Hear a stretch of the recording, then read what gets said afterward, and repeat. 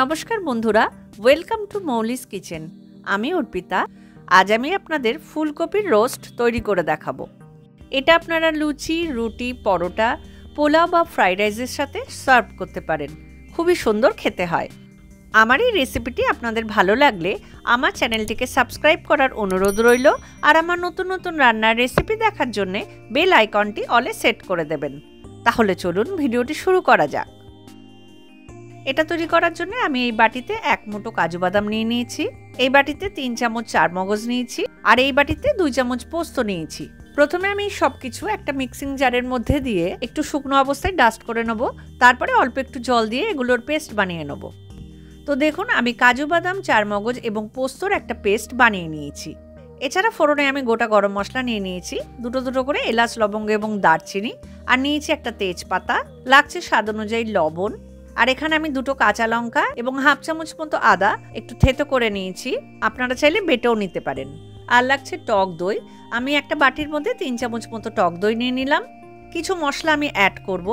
একে একে দিয়ে দিলাম 1 চামচ জিরের গুঁড়ো, 1 চামচ ধনের গুঁড়ো, হাফ চামচ মতো শুকনো লঙ্কার গুঁড়ো, হাফ চামচের একটু কম হলুদের গুঁড়ো, 2 চামচ মতো চিনি দিলাম, আপনারা স্বাদ অনুযায়ী দেবেন।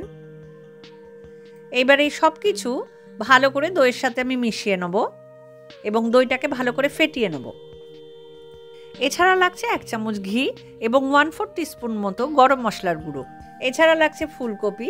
আমি একটা ফুলকপি এভাবে ডুমো ডুমো করে কেটে ভালো করে ধুয়ে নিয়েছি। প্রথমে কপির টুকরোগুলোকে একটু ভাপিয়ে নেওয়ার জন্যে কড়াইয়ে আমি জল গরম করতে বসিয়ে দিয়েছি। এর মধ্যে দিয়ে দিলাম হাফ চামচের থেকে একটু কম লবণ। জলটা গরম হতে শুরু করেছে। এইবারে এর মধ্যে আমি কপির টুকরোগুলো দিয়ে দিলাম। দেখুন, জলটা ফুটে গেছে। আমি কিন্তু বেশিক্ষণ ফোটাবো না। এবারে গ্যাসটাকে বন্ধ করে আমি জলটাকে ঝরিয়ে নেব। কপিগুলো জল ঝরিয়ে নিয়েছি।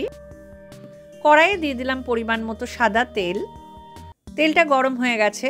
এর মধ্যে এবার কপির টুকরোগুলো দিয়ে দেবো এবং একটু ভেজে নেব।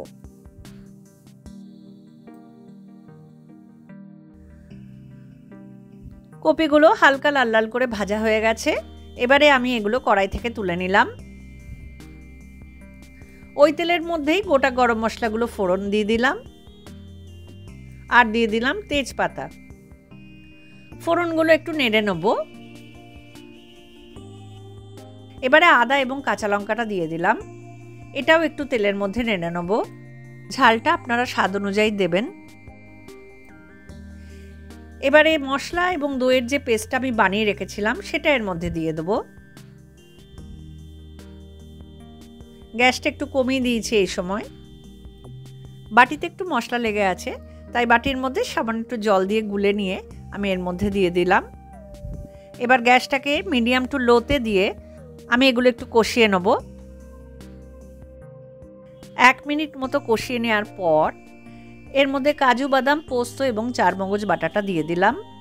এই বাটির মধ্যেও একটু জল দিয়ে আমি গুলে নিয়ে এর মধ্যে দিয়ে দিলাম। আপনারা চাইলে কিশমিশও দিতে পারেন। আবারও সব কিছু একটু কষিয়ে নেব। দিয়ে দেবো স্বাদ অনুযায়ী লবণ।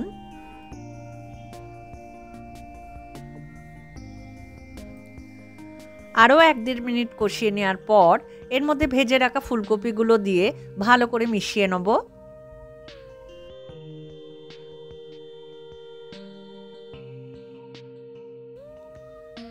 মেশানো হয়ে গেছে। এইবার দিয়ে দেবো পরিমাণ মতো জল।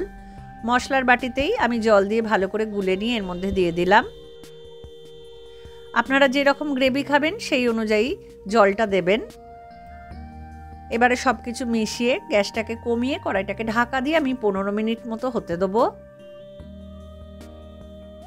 15 মিনিট হয়ে গেছে। কপিগুলো সেদ্ধ হয়ে গেছে।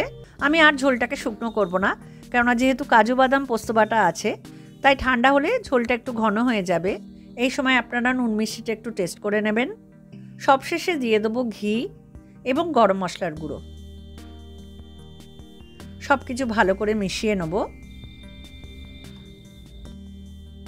এটা তৈরি হয়ে গেছে। এবার আমি গ্যাসটাকে বন্ধ করে এটা সার্ভ করব। তৈরি হয়ে গেল ফুলকপির রোস্ট। ভিডিওটি ভালো লাগলে অবশ্যই লাইক করবেন, কমেন্ট করে জানাবেন, বন্ধুদের মধ্যে শেয়ার করবেন এবং অবশ্যই আমার চ্যানেলটিকে সাবস্ক্রাইব করবেন। তাহলে দেখা হচ্ছে পরের ভিডিওতে নতুন কোনো রান্নার রেসিপি নিয়ে। সকলে ভালো থাকবেন। নমস্কার।